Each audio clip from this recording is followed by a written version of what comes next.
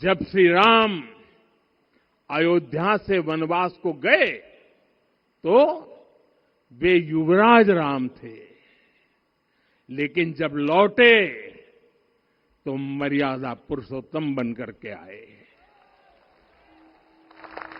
और उनके मर्यादा पुरुषोत्तम बनने में महर्षि वशिष्ठ का ज्ञान, महर्षि विश्वामित्र की दीक्षा, महर्षि अगस्त्य का मार्गदर्शन, निषाद राज की मित्रता, मां शबरी की ममता, भक्त हनुमान का समर्पण, इन सब की अनगिनत ऐसे लोगों की महत्वपूर्ण भूमिका रही है। साथियों, विकसित भारत बनाने के लिए भी समाज की इसी सामूहिक शक्ति की आवश्यकता है। मुझे बहुत खुशी है कि राम मंदिर का दिव्य प्रांगण भारत के सामूहिक सामर्थ्य की भी चेतना स्थली बन रहा है।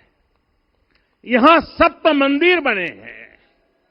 यहां माता शबरी का मंदिर बना है, जो जनजातीय समाज के प्रेम भाव और आतिथ्य परंपरा की प्रतिमूर्ति है।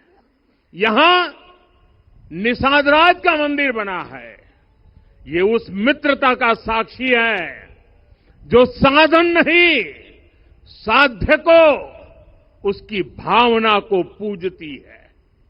यहां एक ही स्थान पर माता अहिल्या है, महर्षि वाल्मीकि है, महर्षि वशिष्ठ है, महर्षि विश्वामित्र है, महर्षि अगस्त्य है और संत तुलसीदास है। रामलला के साथ साथ इन सभी ऋषियों के दर्शन भी यहीं पर होते हैं। यहां जटायु जी और गिलहरी की मूर्तियां भी हैं, जो बड़े संकल्पों की सिद्धि के लिए हर छोटे से छोटे प्रयास के महत्व को दिखाती है। मैं आज हर देशवासी से कहूंगा कि वो जब भी राम मंदिर आए तो सप्त मंदिर के दर्शन भी अवश्य करें। ये मंदिर हमारी आस्था के साथ साथ मित्रता, कर्तव्य और सामाजिक सद्भाव के मूल्यों को भी शक्ति देते हैं। साथियों, हम सब जानते हैं हमारे राम भेद से नहीं, भाव से जुड़ते हैं। उनके लिए व्यक्ति का कुल नहीं, उसकी भक्ति महत्वपूर्ण है। उन्हें वंश नहीं, मूल्य प्रिय है। उन्हें शक्ति नहीं, सहयोग महान लगता है। आज हम भी उसी भावना से आगे बढ़ रहे हैं। पिछले 11 वर्षों में महिला, दलित, पिछड़े, अति पिछड़े, आदिवासी, वंचित, किसान, श्रमिक, युवा, हर वर्ग को विकास के केंद्र में रखा गया है। जब देश का हर व्यक्ति, हर वर्ग, हर क्षेत्र सशक्त होगा, तब संकल्प की सिद्धि में सबका प्रयास लगेगा और सबके प्रयास से ही 2047 जब देश आजादी के 100 साल मनाएगा, हमें 2047 तक विकसित भारत का निर्माण करना ही होगा। साथियों, रामलला की प्राण प्रतिष्ठा के ऐतिहासिक अवसर पर मैंने राम से राष्ट्र के संकल्प की चर्चा की थी। मैंने कहा था कि हमें आने वाले 1000 वर्षों के लिए भारत की नींव मजबूत करनी है। हमें याद रखना है, जो सिर्फ वर्तमान का सोचते हैं वो आने वाली पीढ़ियों के साथ अन्याय करते हैं। हमें वर्तमान के साथ साथ भावी पीढ़ियों के बारे में भी सोचना है, क्योंकि हम जब नहीं थे ये देश तब भी था, जब हम नहीं रहेंगे ये देश तब भी रहेगा। हम एक जीवंत समाज है, हमें दूरदृष्टि के साथ ही काम करना होगा। हमें आने वाले दशकों, आने वाली सदियों को ध्यान में रखना ही होगा। और साथियों, इसके लिए भी हमें प्रभु राम से सीखना होगा। हमें उनके व्यक्तित्व को समझना होगा, हमें उनके व्यवहार को आत्मसात करना होगा। हमें याद रखना होगा, राम यानी आदर्श, राम यानी मर्यादा, राम यानी जीवन का सर्वोच्च चरित्र, राम यानी सत्य और पराक्रम का संगम। दिव्य गुणे शक्र समो रामः सत्य पराक्रमः। राम यानी धर्म पथ पर चलने वाला व्यक्तित्व। रामः सत्पुरुषो लोके सत्यः सत्यपरायणः।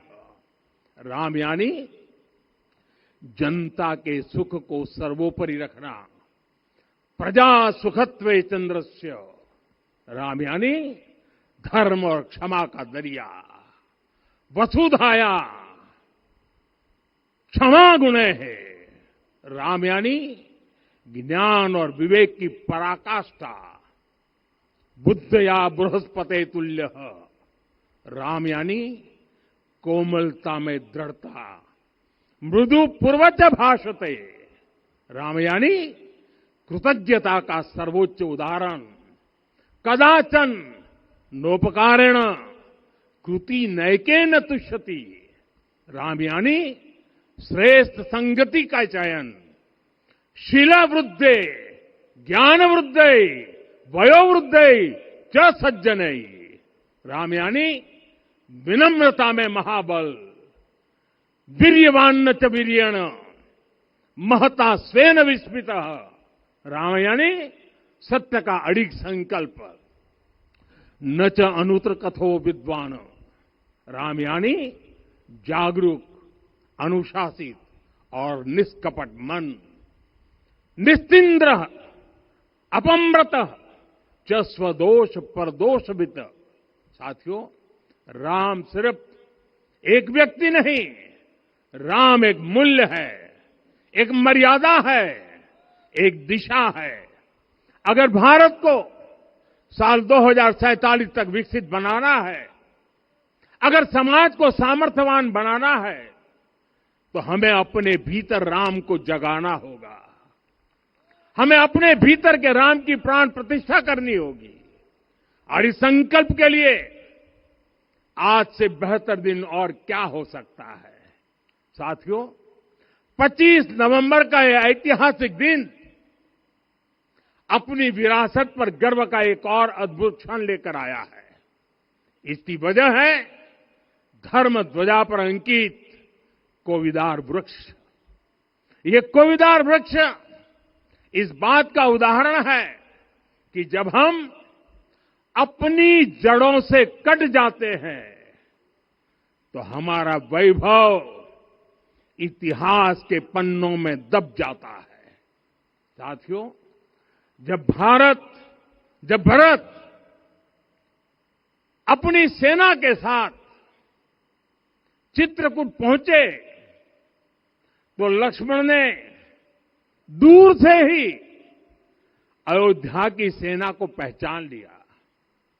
ये कैसे हुआ, इसका वर्णन वाल्मीकि जी ने किया है। और वाल्मीकि जी ने क्या वर्णन किया है? उन्होंने कहा है, विराजित उद्गत स्कंधम कोविदार ध्वजः रथे। लक्ष्मण कहते हैं, राम, सामने जो तेजस्वी प्रकाश में विशाल वृक्ष जैसा ध्वज दिखाई दे रहा है, वही अयोध्या की सेना का ध्वज है। उस पर कोविदार का शुभ चिन्ह अंकित है।